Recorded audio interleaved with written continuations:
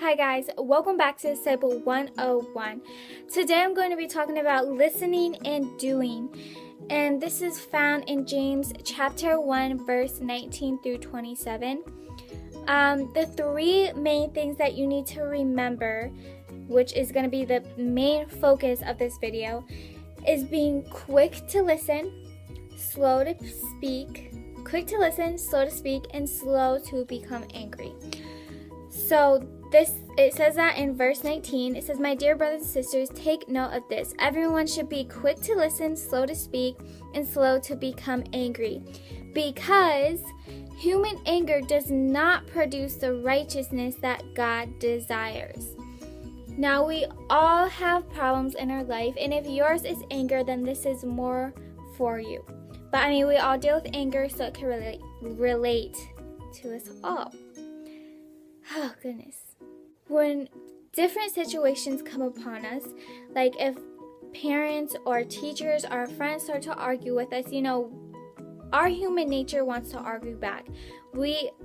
Most of us come up with the best thing we could have said back to them after the fact, which is kind of like, we're not supposed to say that in the first place. Because it's not what God wants us to do. It's not His intention for us to fight, but to love each other, to forgive no matter how many times they mess up. So when the situation comes to you, you need to be quick to listen.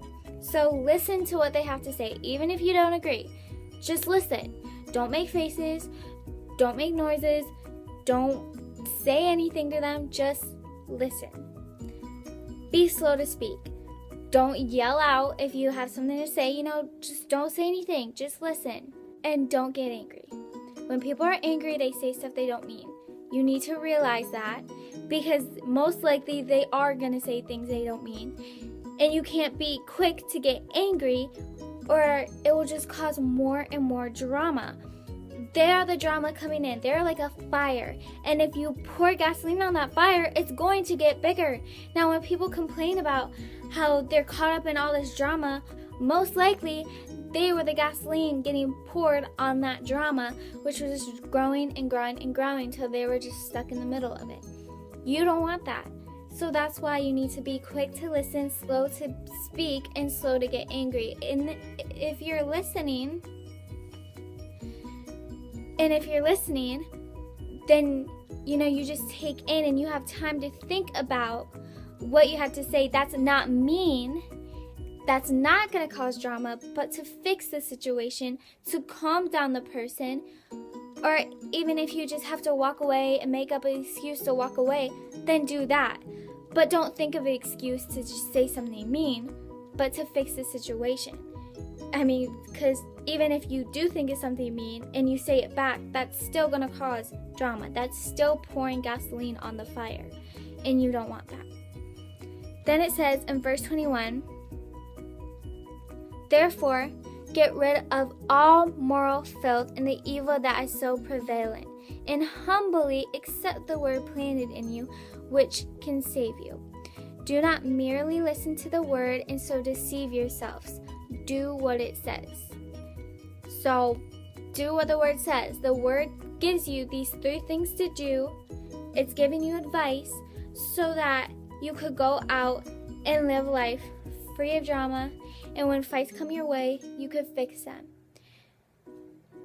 Then in verse 23, it says, "Anyone who listens to the word but does not do what it says is like someone who looks at his face in a mirror, and after looking at himself, goes away and immediately forgets what he looks like. But whoever looks intently into the perfect law that gives freedom and continues in it, not forgetting what they have heard but doing it, they will be blessed in what they do." So, if you follow these rules, if you follow what the Bible tells you to do, you will be blessed in what you do. God will give you just the right words to say when you humble yourself and listen and not get angry and not just yell out and just be slow to speak. Then in verse 26 it says, those who consider themselves religious and yet do not keep a tight rein on their tongues deceive themselves, and their religion is worthless. So if you're saying that you're a Christian yet you lash out on all these people because of the mistakes they made, because they got mad and saying stuff they don't mean, but yet you come back and you start yelling at them too, your religion is worthless, because God does not tell you to do that. He told you to be quick to listen, slow to speak, and slow to become angry. And he tells you so many times to love and to forgive. And if you're not doing that, then what does that tell me about your religion? So it says that the religion that God our Father accepts as pure and faultless is this: to look after orphans and widows in their distress, and to keep oneself from being polluted by the world. There are so many things in this world that will come onto us and can change our lives forever.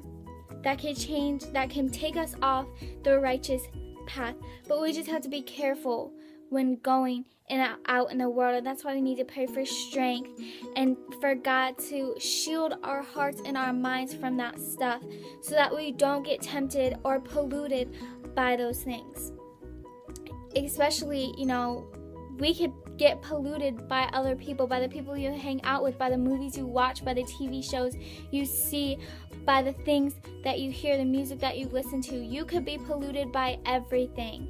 Just like we are water. If you put anything in that water, it's polluted. If you put dye in that water, it's polluted with dye. If you put oil in that water, it's polluted with oil. Everything could pollute it. That's just like us. We're just like water, and whatever comes into us, it could either make it good or it can make it bad. So you just have to be careful what you put into your body, spiritually and physically. So God tells us once again, as our pure religion is to not be polluted, to follow his word, follow what he says, or it is worthless, and to take care of people. He says to look after the orphans and widows, take care of those in need. So, and also, anger is not exactly bad all the way. People get angry. That is human nature, God-given emotion. Even Jesus got angry. It's what you do with that anger that makes it a sin. If you're fighting with someone, or someone's fighting with you and you fight back, then that's bringing out that anger and using it in a sinful way. But if you are slow to speak and slow to get angry, then that anger is no longer a sin, because you held back, you humbled yourself, you didn't say anything, so that it's not a sin anymore. So be careful what you do with that anger. But I'll be praying for you all, and I hope this video helped you all, or whoever is dealing with anger. But if you guys have anything that you want me to talk about, just let me know. But I love you all, and I hope you have a wonderful week. Bye.